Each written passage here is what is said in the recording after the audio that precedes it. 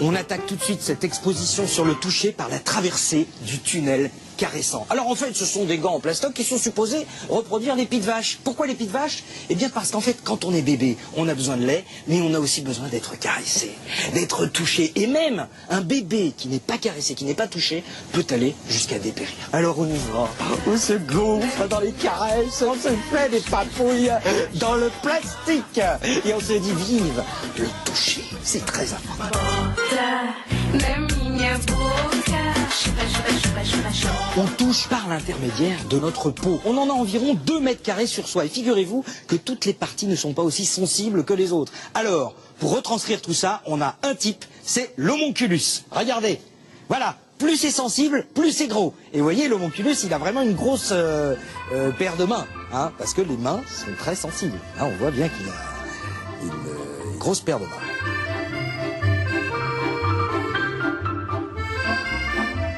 Et ici, on vous propose de découvrir les objets uniquement avec vos mains. Bon là, ça c'est facile, c'est le penseur de Rodin. Et là, je dirais un porte-manteau. Oui, ça c'est un porte-manteau. Et là, ah bah ça c'est un bloc de rillettes. La rillette de canard même, pour être précis. Et puis là, alors ça, oh les yeux, ça c'est Mireille Mathieu. Ah non, attends, elle a une barbe et puis là, oh, une petite surprise. Non, alors je pense plutôt pour Robert Hue. Ah c'est Robert.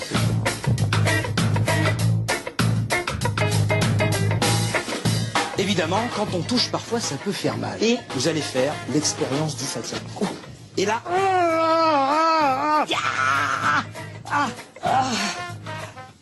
Vous y avez cru?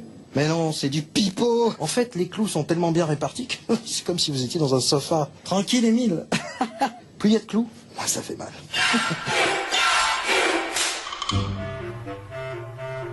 Et là, c'est un truc très chouette, ça s'appelle le toucher total.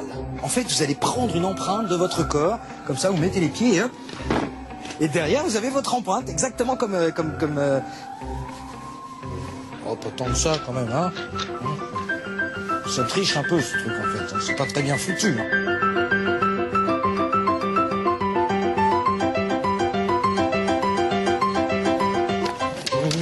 Et pour terminer, vous pourrez tester vos connaissances avec vos pieds. Ben oui, parce que dans ce quiz, vous devez répondre avec vos petits pieds. Voilà, pour la proprioception, vous voyez. Alors, voilà, qu'est-ce qui se passe? Ah bah non, c'est pas... c'est ça. Oh non. Hein? Oh, tout ça. Oh. Non, il l'a fait. Hein.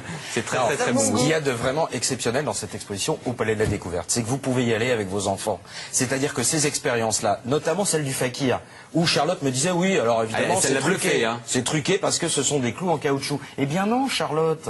Comme ce sont mais vous verrez, vous irez, vous testerez. Ce sont vraiment les clous de la planche de fakir. Vous verrez aussi que si vous vous asseyez brusquement, sans prendre les précautions, ça fait très mal. Par contre, en répartissant le poids tout doucement et en s'asseyant, là ça fonctionne.